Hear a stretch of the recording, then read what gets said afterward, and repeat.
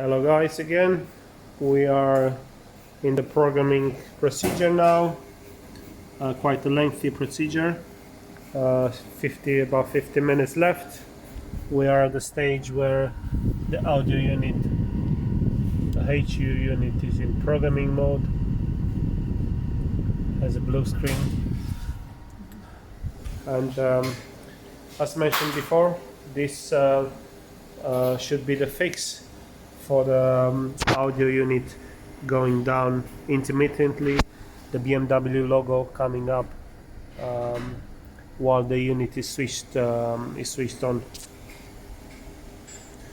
If you have a problem like this, you should look into perform a complete software update on a vehicle as a first call. Very common, as we said before. F series, 1 series, 2 series, 3 series, we've done quite a few so far. Thanks for watching.